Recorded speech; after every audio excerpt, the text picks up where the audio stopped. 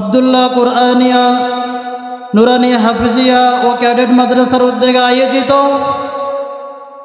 আজকের আজিমুল শান তাফসীরুল কুরআন মাহফিলের সম্মানিত সভাপতি, দূর দূরান্ত থেকে আগত বিরাদরান ইসলাম, মুরব্বিয়ানে আইজাম, পর্দার অন্তরালে অবস্থানরতা পর্দা নসিনা সম্মানিতা আমার মা ও বোনেরা, আল্লাহ সুবহানাহু ওয়া তাআলার দরবারে শুকরিয়া জ্ঞাপন করছি, যিনি আমাদের সকলকে কনকনে শীতকে উপেক্ষা করে আজকের জান্নাতের বাগানে আসার তৌফিক দান করেছেন। এই জন্য আমরা শুকরিয়া আদায় করছি, সকলে বলি আলহামদুলিল্লাহ।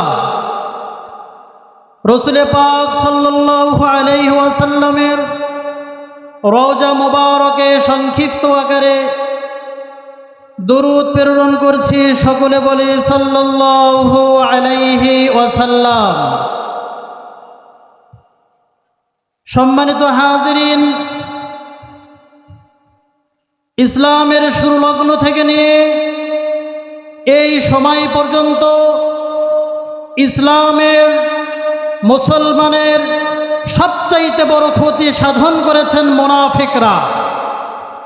যুগে যুগে মুনাফিকরাই ইসলামের সবচাইতে বেশি ক্ষতি সাধন করেছেন। কাফেরদেরকে চেনা যায়, নাস্তিকদেরকে চেনা যায়, ইহুদিদেরকে চেনা যায়, হিন্দুত্ববাদীদেরকে চেনা যায়, কিন্তু এই মুনাফিকদেরকে চেনা যায় না।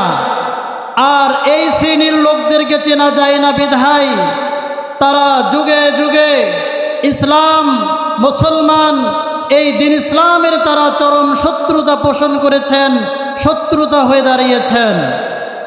এই জন্য আল্লাহ সুবহানাহু ওয়া তাআলা কুরআনুল কারীমে মুনাফিকদের ব্যাপারে মুসলমানদেরকে সতর্ক করে দিয়েছেন।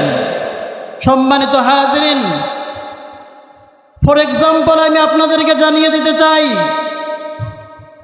যদি আমাদের মধ্যে কোনো ব্যক্তি আমরা জ্বরে আক্রান্ত হয়ে যাই, এই থার্মোমিটার দ্বারা আমরা আমাদের জ্বরকে পরিমাপ করতে পারি। আমার জ্বর 100 ডিগ্রি না 120 ডিগ্রি না কত ডিগ্রি। তেমনিভাবে আল্লাহ সুবহানাহু ওয়া তাআলা মুনাফিকদেরকে চেনার জন্য আল্লাহ রাব্বুল আলামিন অনেকগুলা উপায়, অনেক সূরা আমাদের মাঝে নাজিল করেছেন।